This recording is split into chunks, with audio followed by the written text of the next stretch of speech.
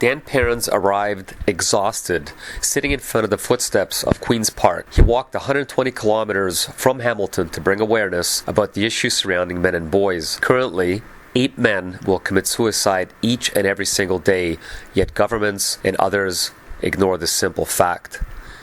I look to my right. There is absolutely nobody there to help men and boys. I look to my left. Again, I stand here alone.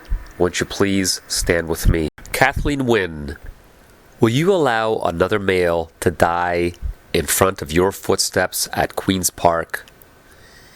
Or will you do the right thing and ensure that the needs of men and boys are met in Ontario?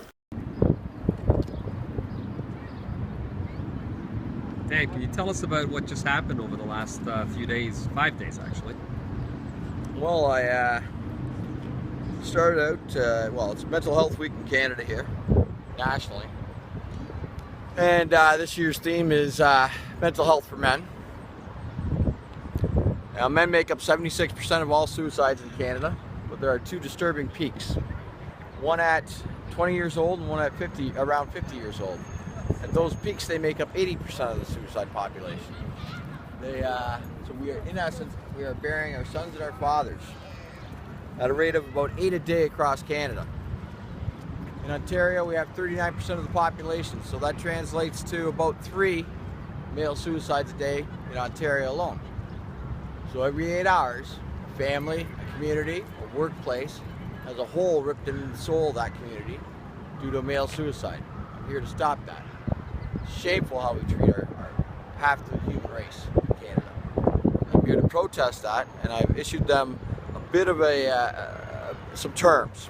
I'm asking that full funding for male domestic abuse shelters, full funding for that, and that those who libel and slander us, those who advocate for men's human rights, that they be brought to account to the law under Section 300 of the Criminal Code of Canada, which is criminal defamation of character.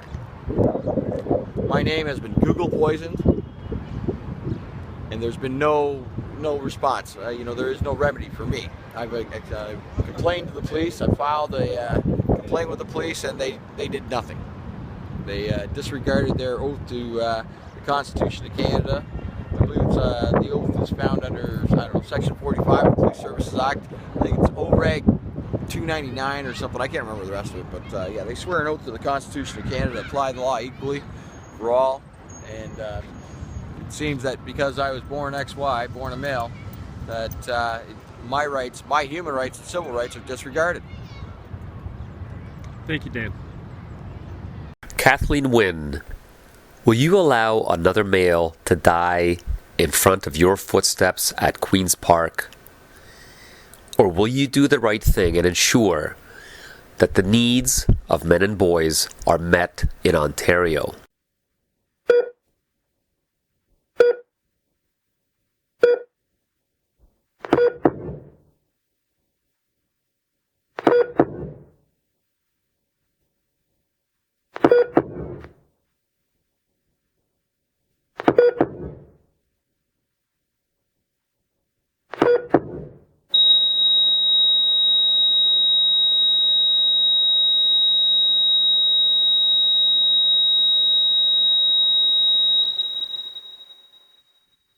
Time is running out, Kathleen O'Wynne.